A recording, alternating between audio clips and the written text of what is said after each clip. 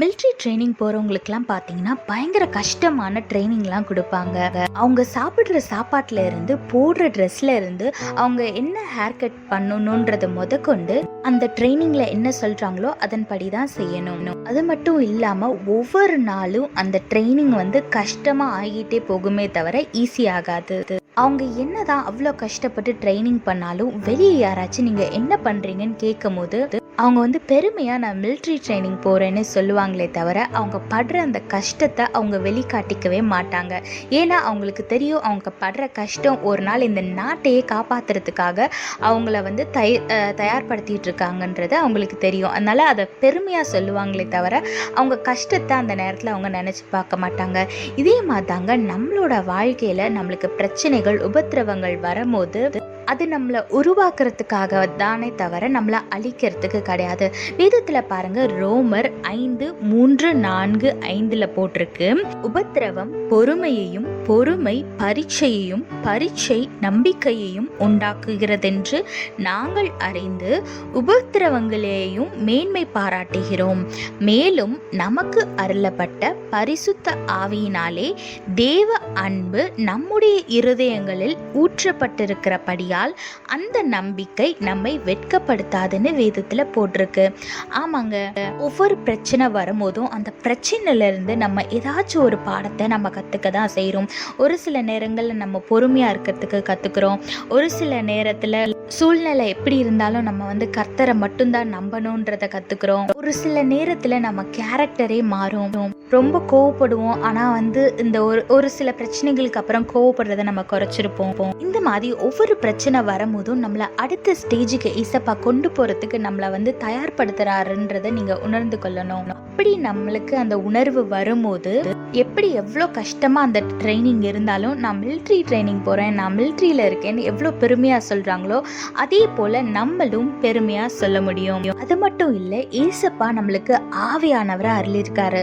அதன் மூலம் நம்மளால எல்லா கஷ்டத்தையும் மேற்கொண்டு வர முடியும். ஆவியானவர் நம்மளுக்கு ஹெல்ப் பண்ணுவாரு, அதுக்கான ஞானத்தை தருவாரு, அதுக்கான நம்மளை அந்த பாதையிலையும் வழி நடத்தி செல்வாரு. அது மட்டும் இல்லாம நம்மளை எந்த இடத்துலயும் வெட்கப்பட்டு போற மாதிரி அவர் விட்டுறவே மாட்டாரு. அதனால எந்த ஒரு கஷ்டம் வந்தாலும் ஏசப்பா மேல கோச்சிக்காம அவரை விட்டு விலகாம, ஏசப்பா இந்த சூழ்நிலையில நீங்க எனக்கு என்ன கற்று தரீங்கன்னு கேளுங்க. உங்களால் அந்த சூழ்நிலையை தாங்க முடியல, மேற்கொள்ள முடியலன்னா ஆவியானவர் உங்களுக்குள்ள இருக்கார், அவர் நிச்சயமா உதவி செய்வார். உங்களை ஒரு நாளும் வெட்கப்பட்டு போகும்படியா செய்ய மாட்டார். அதனால தைரியமா நம்பிக்கையா நீங்க இருங்க. நிச்சயமா எல்லா சூழ்நிலைகளையும் மேற்கொண்டு வருவீங்க. தேவன் உங்களை உயர்த்தி வைப்பார். அதனால எது குறிச்சும் கலங்காம கர்த்தருக்குள்ள விசுவாசத்துல நிலைத்திருங்க, சந்தோஷமா இருங்க. கர்த்தர் நிச்சயமா உங்களை ஆசீர்வதித்து உயர்த்தி வைப்பார். கர்த்தர் உங்களோடு கூட இருந்து உங்களை ஆசீர்வதித்து பாதுகாத்து வழி நடத்துவாராக. ஆமென். If you have a look at the people in military training, they will suffer a lot. They will go through a lot of hard times. But even though they struggle that much, when people ask them, what are you doing? They will proudly say that they are in military, because they know that all the struggles are leading them to a great position where they are going to serve the country.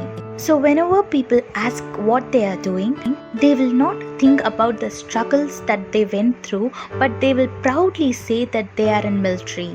Likewise, in our life, we might go through a lot of struggles, but all the struggles are leading us to victory. Those struggles are not to harm us, but to prepare us for a greater blessing. Look what the Bible says in Romans chapter 5 verse 3, 4 and 5. We can rejoice too when we run into problems and trials, for we know that they help us develop endurance. And endurance develops strength of character, and character strengthens our confident hope of salvation. And this hope will not lead to disappointment, for we know how dearly God loves us, because He has given us the Holy Spirit to fill our hearts with His love. Amen. Yes, whenever we face a problem, we should not worry about anything, because that situation is preparing us for a greater blessing in our life.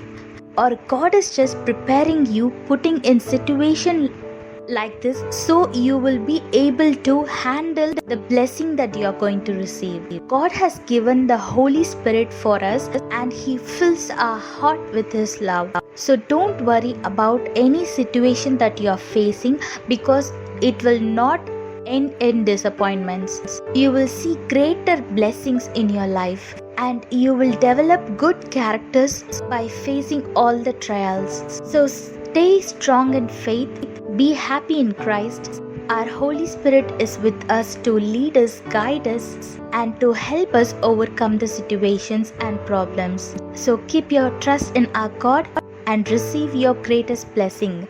God bless you all. Have a blessed day. Amen.